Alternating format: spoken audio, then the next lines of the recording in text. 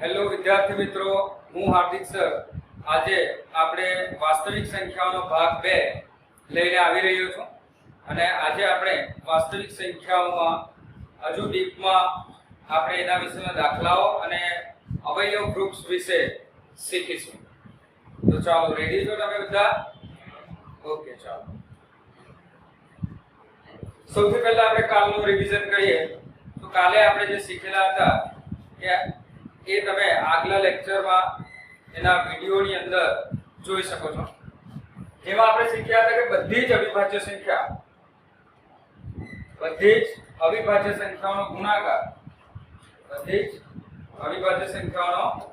ગુણાકાર, સંખ્યાઓના તમામ શક્ય ગુણાકારોને જો આપણે લઈએ તો આપણને અનંત સંખ્યાઓનો સમૂહ આપણે મેળવી શકીએ. બરાબર? આપણે કાલે જોયું હતું કે અવિભાજ્ય સંખ્યાઓનો ગુણાકાર કરીએ તો આપણને વિભાજ્ય સંખ્યાઓ મળે. બરાબર? તો આપણે અવિભાજ્ય સંખ્યાઓના તમામ શક્ય ગુણાકારને લઈ લઈએ. બરાબર? તો આપણને અનંત સુધી સંખ્યાઓ આપણને મળી શકે, એના સમૂહો મળી શકે છે. બરાબર? ચાલો, હવે આજનો આપણો ટોપિક છે અવયવ ગ્રુપ્સ.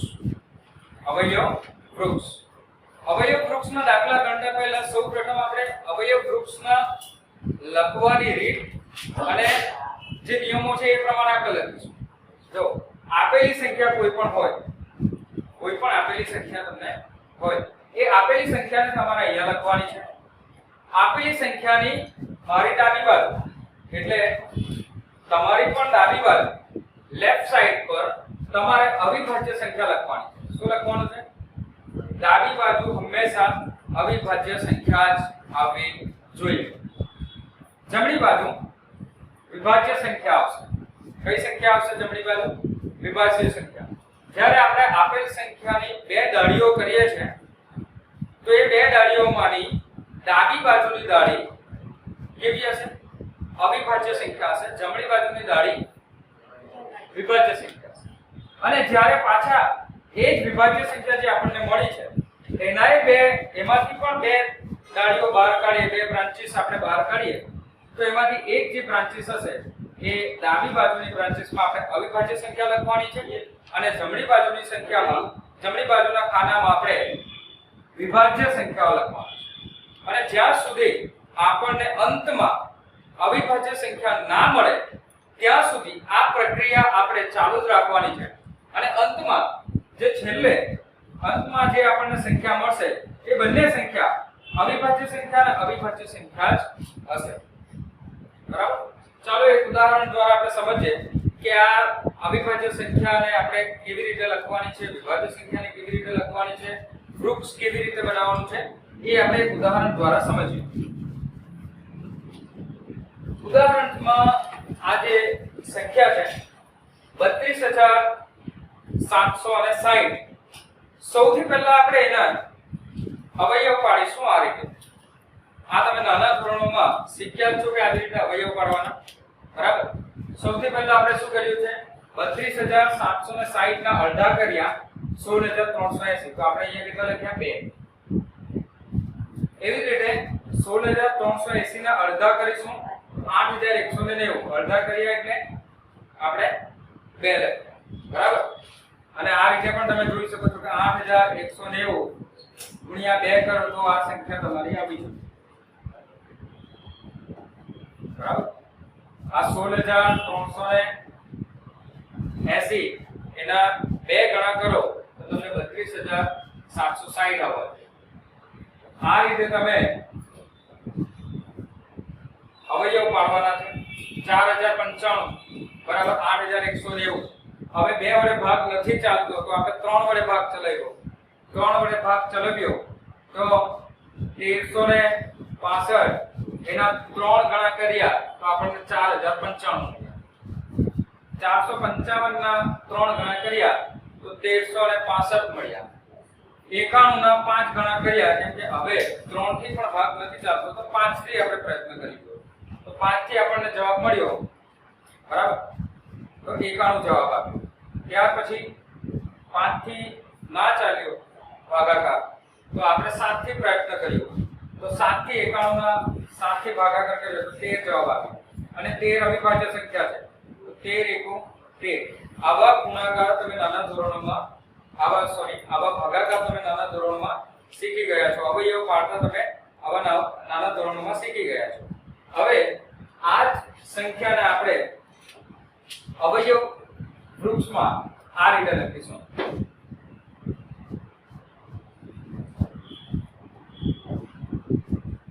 ₹32,760.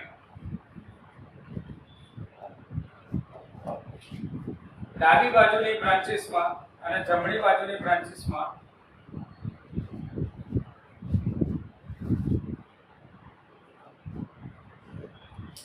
ડાબી બાજુનું જે ખાનું આવશે એમાં આપણે કઈ સંખ્યા લખીશું?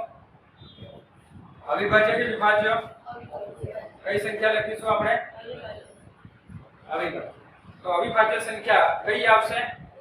જો આપણે અહીંયા ભાગાકાર કર્યો છે ને 16380, તો 16380 એ વિભાજ્ય સંખ્યા છે જે મેં જમણી બાજુ લખી છે.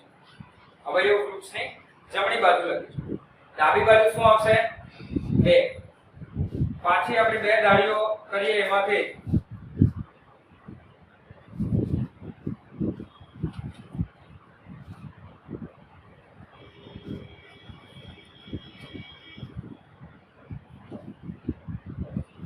શું આવશે? હવે શું આવશે? વિભાજ્ય સંખ્યા. અવિભાજ્ય સંખ્યામાં વિભાજ્યમાં કઈ આવશે?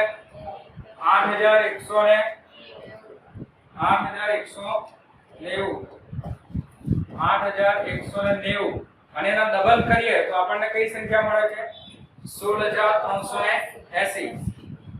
હવે 8190 ના પાછા બે ભાગ કરીએ તે ભાગ આપણે કઈ સંખ્યા એનાથી મળશે તે જોઈએ.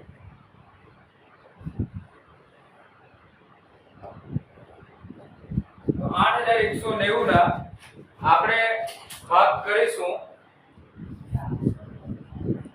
તો બે ભાગ કરીશું તો 2 આવશે.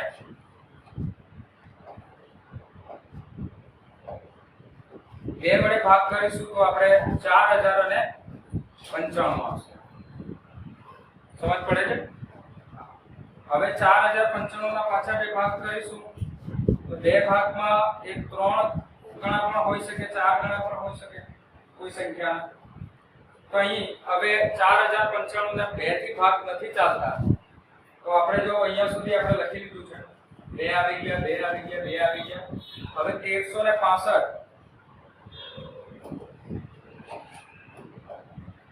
1365 ના 3 ભાગ કરીએ અને એને ગુણાકાર કરીએ 1365 ના 3 વડે આપણે ગુણાકાર કરીએ તો આપણને મળશે 4095. હવે પછી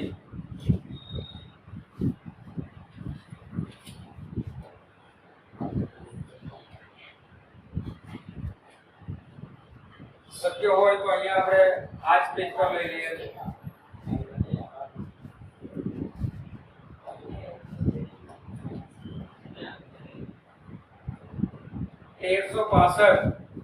જે અહીંયા લખ્યા છે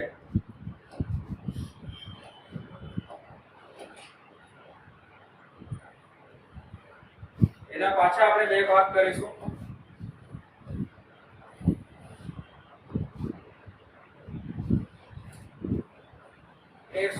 ના આપણે બે ભાગ કરીશું એમાં 455 ગુણ્યા 3 455 ગુણ્યા કેટલા કરીશું? 455 ગુણ્યા 3 કર્યા તો આપણને 1365 મળ્યા. હવે પછી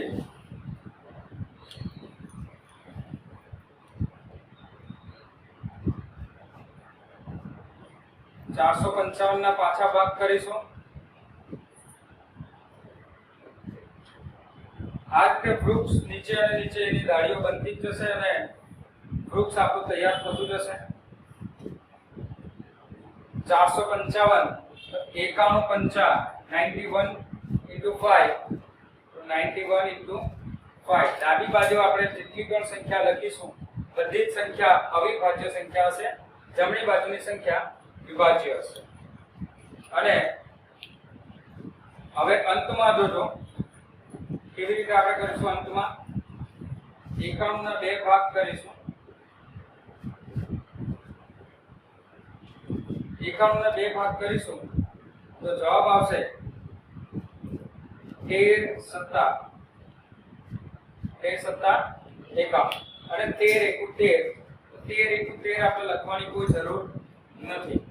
તો અહીં આપણો વૃક્ષનો અંત આવી જાય છે, કારણ કે છેલ્લે અંતમાં આપણને અવિભાજ્ય સંખ્યા મળે છે.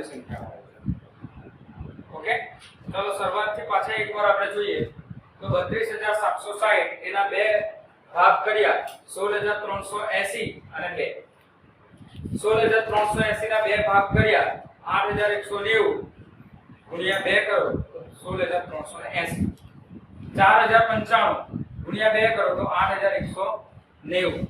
1365 ગુણ્યા 3 કરો તો 4095. 1365 તમારે અહીંયાથી જ કન્ટિન્યુ કરવાનું છે તમારા પેજમાં જ્યારે પણ તમે દાખલા ગણતા હો ત્યારે. 1365 ના આપણે પાછા 2 ભાગ કર્યા 455 ગુણ્યા 3. 455 અને 3 2 ભાગ કર્યા, બંનેનો ગુણાકાર કરો તો ઉપરની સંખ્યા તમને મળે. 91 ગુણ્યા 5 કરો તો 455 મળશે અને 13 ગુણ્યા 7 કરો તો તમને મળશે 91. બરાબર. હવે જેટલા પણ ડાબી બાજુ લખેલી સંખ્યાને આપણે ઓબ્ઝર્વ કરીએ તો અવિભાજ્ય સંખ્યા અને જમણી બાજુનું જે ડાળી છે એના ખાનાની અંદર કઈ સંખ્યા આવશે? વિભાજ્ય. અવિભાજ્ય સંખ્યા, વિભાજ્ય સંખ્યા, અવિભાજ્ય સંખ્યા, વિભાજ્ય સંખ્યા, અવિભાજ્ય સંખ્યા, વિભાજ્ય સંખ્યા. સમજ પડે છે? અવિભાજ્ય સંખ્યા, વિભાજ્ય સંખ્યા, અવિભાજ્ય સંખ્યા, વિભાજ્ય સંખ્યા. અને અંતે આપણને જે પણ સંખ્યા મળશે તો અંતે મળતી સંખ્યા એ અવિભાજ્ય અને અવિભાજ્ય સંખ્યાઓ હશે. તો આ રીતે આપણે એનું વૃક્ષ તૈયાર કરી શકીએ.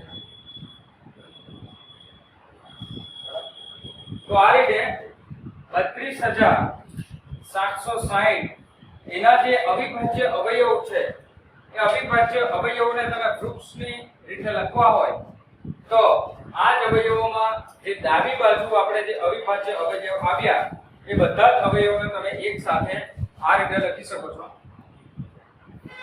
2 ગુણ્યા 2 ગુણ્યા 2 2 3 વખત આવ્યા હતા. 3 કેટલી વખત આવ્યા હતા? 3 2 વખત આવ્યા હતા. 3 ગુણ્યા 3 ગુણ્યા 3 બે વખત છે અને 5 એક વખત છે. 5 7 અને 13. 5 7 અને 13. આ બે પણ અવિભાજ્ય સંખ્યા છે. 3 અવિભાજ્ય સંખ્યા છે. 5 અવિભાજ્ય સંખ્યા છે. 7 અવિભાજ્ય સંખ્યા છે. 13 અવિભાજ્ય સંખ્યા છે. અને એક બધાના ગુણાકારથી આપણને જે સંખ્યા મળે એ વિભાજ્ય સંખ્યા. આ બધી સંખ્યા કેવી છે? અવિભાજ્ય. બરાબર. અવિભાજ્ય સંખ્યાઓનો ગુણાકાર. અવિભાજ્ય સંખ્યાઓનો ગુણાકાર. તો આપણને જે સંખ્યા મળે એ સંખ્યા કઈ મળે? વિભાજ્ય. આપણે એને વર્ગ અને ઘન પ્રમાણે પણ લખી શકીએ. 2 ની 3 ઘાત 3 નો વર્ગ 5 ગુણ્યા 7 ગુણ્યા 13. હવે આપણે આપણા નેક્સ્ટ ટોપિક ઉપર જઈએ કે આ જે સંખ્યા આપી છે પાઠ્યપુસ્તકની અંદર આપેલી આ સંખ્યા છે 1 2 3 4 5 6 7 8 અને 9. જો સંખ્યાને આપણે વાંચીશું તો કઈ સંખ્યા વંચાશે? કમેન્ટ કરો તમે એના વિશે. કઈ સંખ્યા વંચાશે? 12,34,56,789. હવે આ સંખ્યા જે છે એના પણ આપણે જો અવયવ વૃક્ષ બનાવીએ અને ભાગાકાર કરીએ અને અવયવ મેળવવાનો પ્રયત્ન કરીએ તો સૌપ્રથમ એનો ભાગાકાર એ આ રીતે થશે અને અવયવ વૃક્ષ આ રીતે બનશે.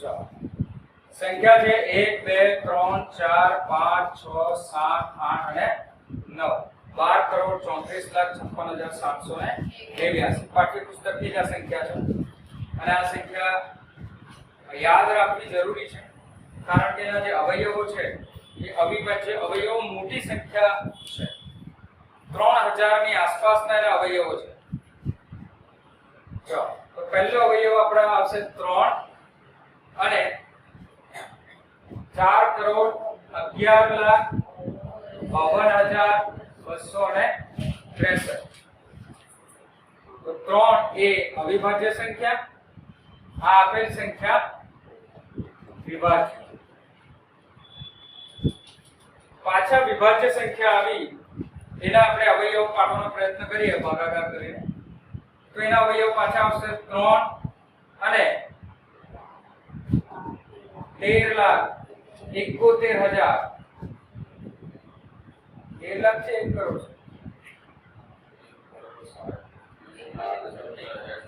છે 1 કરોડ છે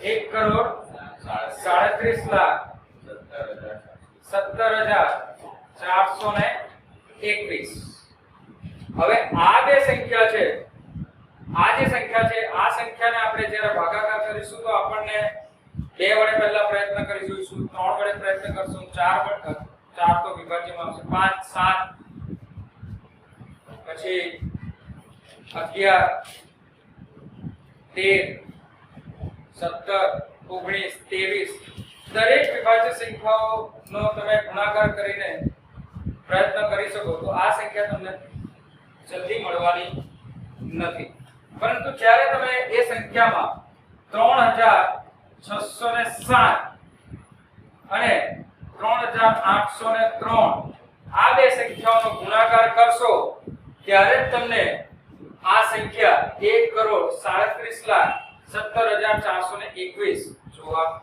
મળશે જવાબમાં તમને મળશે તો પછી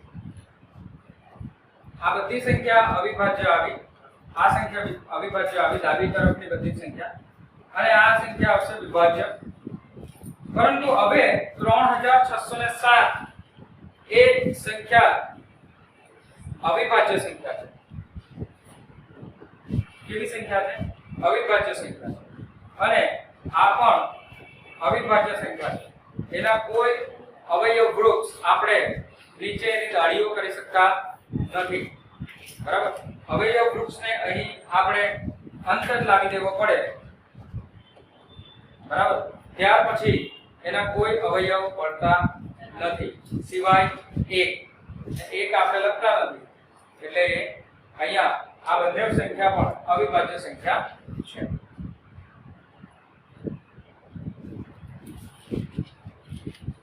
તો વિભાજ્ય સંખ્યાને અવિભાજ્ય સંખ્યાઓના ઘાત સ્વરૂપે વિભાજ્ય સંખ્યાને અવિભાજ્ય સંખ્યાઓના ઘાતના ગુણાકારના સ્વરૂપે પણ દર્શાવી શકાય અને અહીં જે પ્રમેય આપ્યો છે એ પ્રમેય વિશે આપણે આગળ પણ ચર્ચા કરી છે અંકગણિતનો મૂળભૂત પ્રમેય અંકગણિતનો મૂળભૂત પ્રમેય શું કહેવા માંગે છે કે દરેક વિભાજ્ય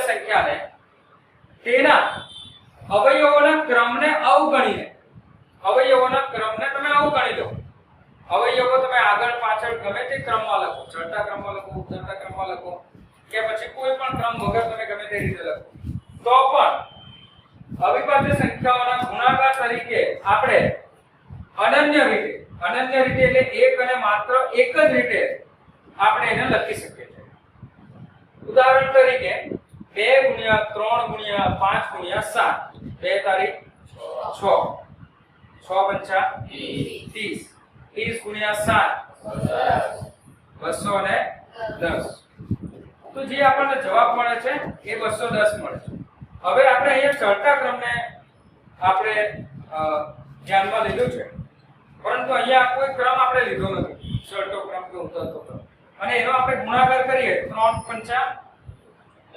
15 15 સત્તા 105 105 ના ડબલ કરો 210 તો અનન્યનો મતલબ એવું કહે છે કે એક વાર 2, એક વાર 3, એક વાર 5 અને એક વાર 7 આ કોઈ પણ ક્રમમાં આવે સંખ્યાનો જવાબ જે મળશે એ 210 જ આવશે. સંખ્યાનો જવાબ શું આવશે? 210. તમે કોઈ પણ ક્રમમાં લખો. તો અંકગણિતનો મૂળભૂત પ્રમેય એ આપણને કહે છે કે દરેક વિભાજ્ય સંખ્યાને તેના અવયવોના ક્રમને અવગણીને અવિભાજ્ય સંખ્યાઓના ગુણાકાર તરીકે અનન્ય રીતે એટલે એક અને માત્ર એક જ રીતે આપણે એને લખી શકાય છે, જે આપણે ઉદાહરણ દ્વારા સમજીશું. એકથી મોટી કોઈ પણ પ્રાકૃતિક સંખ્યાનું અવિભાજ્ય અવયવીકરણ તેના ક્રમને અવગણીને કરીએ તો આપણે અનન્ય એ હોય છે. એ પ્રાકૃતિક સંખ્યાનું અવિભાજ્ય અવયવમાં અવયવીકરણ કરીએ તો એ અવયવીકરણ પણ તેના ક્રમને અવગણીએ તો એ અવયવીકરણ અનન્ય હોય છે. વિભાજ્ય સંખ્યા આપણે ધારી લઈએ કે x છે,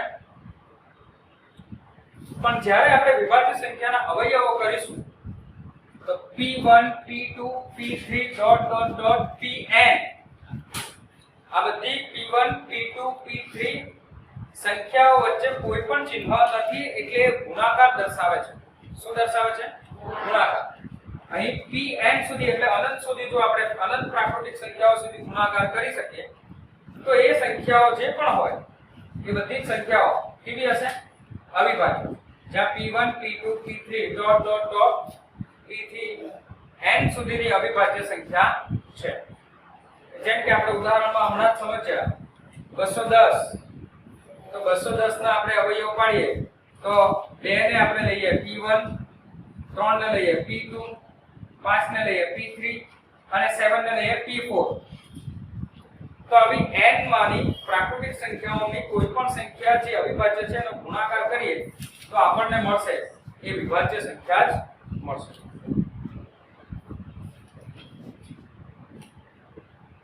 ઉદાહરણ 1. શું કોઈ ધન પૂર્ણાંક n માટે 4n નો છેલ્લો અંક 4n નો છેલ્લો અંક શૂન્ય હશે કે કેમ? આ નિર્ણય કરો. આ ઉદાહરણ તમારા પેજ નંબર 4 ઉપર આપ્યું છે નવા અભ્યાસક્રમ મુજબ. 2023 ના નવા અભ્યાસક્રમ મુજબ પેજ નંબર 4 ઉપર આ ઉદાહરણ આપેલું છે પાઠ્યપુસ્તકમાં. તો આપણે એનો આન્સર જોઈએ. જો કોઈ પણ ધન પૂર્ણાંક n માટે 4 ની n ઘાત નો છેલ્લો અંક શૂન્ય હોય તો તે માટે 5 વિભાજ્ય હોવો જોઈએ. કોઈ પણ સંખ્યાનો અંક છેલ્લો અંક શૂન્ય હોય, જેમ કે 10 હોઈ શકે, 100 હોઈ શકે, 1000 હોઈ શકે, તો આ દરેક સંખ્યા 5 વડે તો વિભાજ્ય હોય જ છે. બરાબર? એટલે આપણે 5 વડે વિભાજ્ય હોવો જોઈએ અને 5 વડે વિભાજ્ય હોવાની સાથે સાથે એ 2 સાથે પણ વિભાજ્ય હોવો જોઈએ. 10 ના અવિભાજ્ય અવયવ શું આવે? 2 પંચા 10. તો 2 હોવો જોઈએ અથવા તો 2 અને 5 બંને હોવા જોઈએ.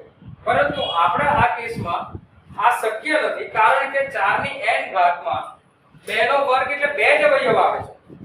અવયવ તરીકે 2 જ મળે છે. આથી 4 ના n ઘાતના અવયવીકરણમાં એક જ અવિભાજ્ય પૂર્ણાંક આપણને 2 મળે છે, 5 મળતો નથી. છેલ્લો અંક શૂન્ય હોય તો તે માટે 2 અવિભાજ્ય પૂર્ણાંકના અવયવ તરીકે 2 અને 5 હોવા જરૂરી છે. જો 2 અને 5 હશે તો એના એકમના અંકમાં કે છેલ્લો અંક જે પણ આવે એકમનો અંક એમાં શૂન્ય હોઈ શકે. એ શક્ય છે, પરંતુ આમાં એ શક્ય નથી કારણ કે આપણી પાસે 2 માંનો એક જ અવયવ છે. 4 ની n ઘાતમાં 2, 5 નથી. તેથી 4 ની n ઘાતમાં માત્ર એક જ પૂર્ણાંક 2 જ મળે છે. તેથી આ શક્ય નથી. જો આને આપણે પ્રેક્ટિકલી ઉદાહરણને સમજવાનો પ્રયત્ન કરીએ તો 4 ની 1 ઘાત તો જવાબ આવશે 4. 4 નો વર્ગ તો જવાબ આવશે 16. 4 નો વર્ગ 16. 4 ના 3 ઘાત 4 નો ઘન કરીએ તો જવાબ આવશે 64. 4 ની 4 ઘાત કરીએ 256. 4 ની 5 ઘાત કરીએ 512. આ દરેક સંખ્યામાં શું તમને છેલ્લો અંક શૂન્ય મળે છે? શૂન્ય મળે છે? મળે છે? ના. 4 ની n ઘાત માટે તમે 4 ની 10 ઘાત પણ લઈને એનો જવાબ ચેક કરી શકો છો કે શું એની 4 ની 10 ઘાત લઈએ તો એકમનો અંક શૂન્ય આવે? આવશે? ના. 4 ને તમે 10 વખત એક સાથે ગુણશો તો પણ એનો એકમનો અંક શૂન્ય આવશે નહીં, કારણ કે 4 ના અવયવમાં માત્ર 2 જ છે, 5 છે નહીં. એટલા માટે એકમનો અંક શૂન્ય હોવો એ શક્ય નથી. બરાબર? તો અહીંયા આપણો વાસ્તવિક સંખ્યાનો પાર્ટ 2 સમાપ્ત થાય છે અને મને આશા છે કે આપ સૌને આ લેક્ચર પસંદ આવ્યો હશે, અને પસંદ આવ્યો હોય તો તમારે લાઈક કરવાનું છે, શેર કરવાનું છે, સબસ્ક્રાઇબ કરતા રહેવાનું છે, તમારા મિત્રોને જણાવવાનું છે. અને આપણા અહીંયા ઓફલાઈન ક્લાસીસમાં ધોરણ 10 માં 2024-25 માં એડમિશન શરૂ થઈ ગયા છે. તમે વહેલી તકે આવી એડમિશન લઈ શકો છો. બરાબર? એડમિશન લેવા માટે વિડિયોના ડિસ્ક્રિપ્શનની અંદર મારો મોબાઈલ નંબર જણાવેલો છે અને એના માટે એડમિશન ફોર્મની લિંક પણ જણાવેલી છે. જો તમે ઓનલાઈન ક્લાસીસ લેવા માંગતા હોય તો એના માટે પણ તમે મારો સંપર્ક નીચે દર્શાવેલી સ્ક્રેપની લિંકમાં થી કરી શકો છો અને ઓનલાઈન ક્લાસીસ પણ મારા એટેન્ડ કરી શકો છો. બરાબર છે? તો આભાર. આજના લેક્ચરમાં આટલું જ આપણું છે. આવતા પાઠમાં આપણે દાખલાઓ વિશે વધુ શીખીશું. આભાર.